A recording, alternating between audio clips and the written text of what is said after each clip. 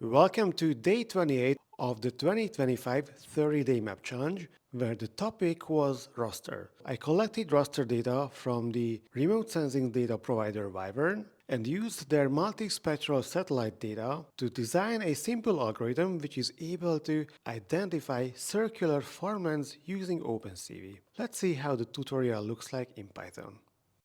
Now we are going to explore some of the hyperspectral remote sensing data provided by Wyvern. Wyvern is an Earth observation company who was kind enough to outsource for free a couple of their data samples. You can browse their free sample tiles here on this website.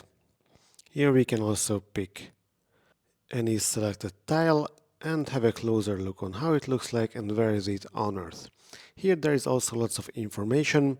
We can see that the tile is about nearly 6 times 9,000 pixels and a few other details on how this image was taken by the Dragonet constellation. So I'm going to show you how we can parse and analyze one of these sample tiles, in particular how we can detect circular farmlands on these images. So let's go to the Python terminal. As usual, I will do the imports and I also add a few useful links about Wyvern. And then we will download the data here in Python. This downloader will only need the link, so the stack item, which is going to be an AWS link, which we will simply download using a few lines of Python code. First we will get the metadata, then the actual URL, and then download it. I've already downloaded this and this file is about 4 gigabytes, so now I'm not running this code again, but make sure to check it and download your file, and also make sure that you have enough storage space on your machine. Then we will visualize this, and then we will also crop it to make it a little bit more manageable, since this is again a raster grid with about 5 times 9,000 pixels. So first let's read in the raster, which as you can see here takes a few seconds. And then we will pick one band which should be around 650 nanometers. And then we will visualize this band as well. And here you can already see these circular shapes.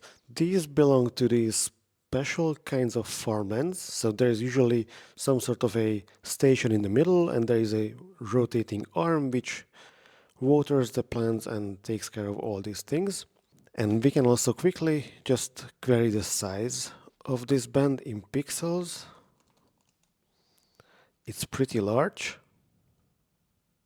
So I'm going to create a cropped version so that we have a smaller image which is easier to manage and handle.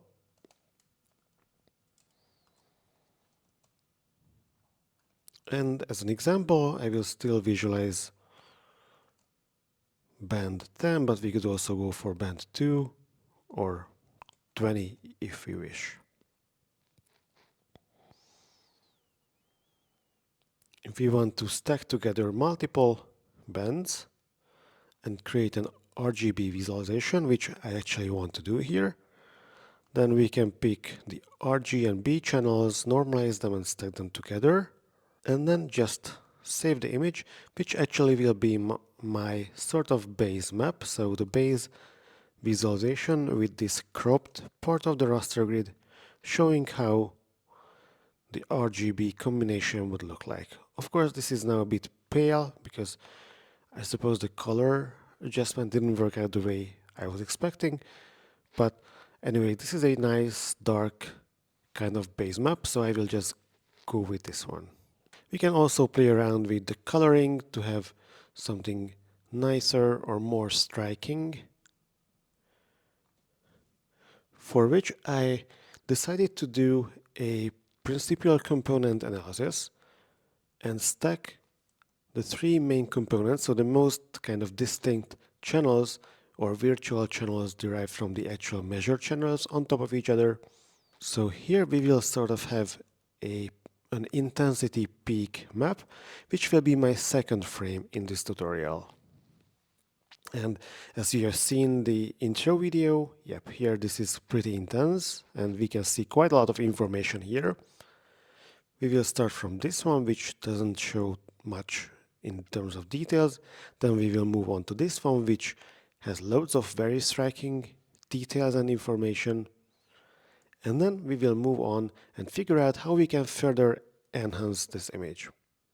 And by enhancing, what I mean is that I want to figure out how we can capture these circular parts. And now I'm going to implement a very simple algorithm to detect these circular things and see how a very simple computer vision tool, we may even call this GeoAI, I dare to say that, can capture all these circular units.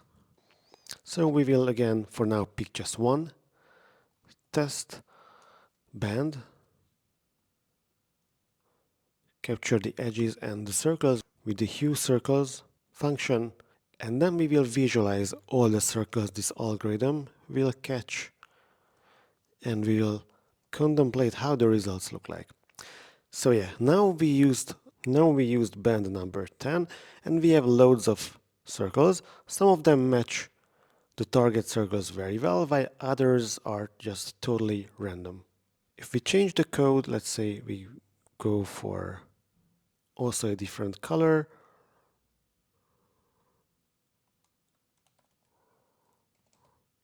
and a different band, then it's also loads of noise in this case, and in this case almost nothing, while here it's actually not bad. So here we actually have a bunch of circles captured. So now I want to figure out if any of the built-in bands work well enough. So we will iterate over all the 23 bands and create a large matrix of images which will look like these ones here, and just one for each band separately. So we will do it by iterating over a for loop, load the bands and normalize them, detect the edges, get the circles from those detected edge lines,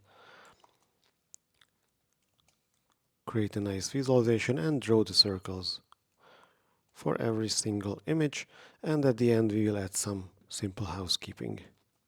And here you can see that bands starting from band 7 are just a giant mess, while bands 0 and up to like 3 have barely any information, while band 5 seems to be capturing the circles well enough comparing to the others. So now I just copy and paste the previous code and go for that band and start adjusting its parameters. First we will add some pre-processing steps, blurring the image a little bit, so if an edge is very pixelated then it will be easier to capture. Also keep tuning the parameters a little bit. Lower, then we will have more circles, and I will also restrict the radius range we are looking for circles in a little bit, and maybe decrease this as well so that it will fit on the screen. Yep, now we have a lot of stuff going on here, but after some further parameter tweaks, we can arrive to this fairly decent constellation where we were capturing most of the circles. So once we have this, I just want to change the image a little bit. So I just copy and paste the detection and pre-processing part, create a new figure, define the neon orange color, and now we are going to show the circles and also color them. So use a filling color with a certain opacity, which is going to be like the new part of the visualization. And once it's done, I'm going to save it as figure 3. Let's see. Yep, it works well enough. So let's just save it using the usual command. So this is how we can very quickly, in a very simple way, using hyperspectral data, detect shapes, in particular circles. Of course, here we were really heavily relying on the fact that these are circles. So if you want to detect other shapes, and also with higher accuracy, then we might need to use different methods. And also here we were only scratching the surface of using hyperspectral data, because the only thing we did was to select one single band out of the 23 bands. While there is loads of potential to do these detection algorithms on, for example, the stacked versions like the PCA we did earlier, or even compare the pixel level spectrums, so the pixel level distribution of the different spectral ranges, and use those as a basis of image detection and classification and grouping pixels together in some ways. So I might be back with another tutorial on that one because I really like this topic and I think that there is loads of potentials here. But for now, this was the intro and almost the closing of the 2025 30-day map challenge. So thanks for following and stay tuned for the next tutorial.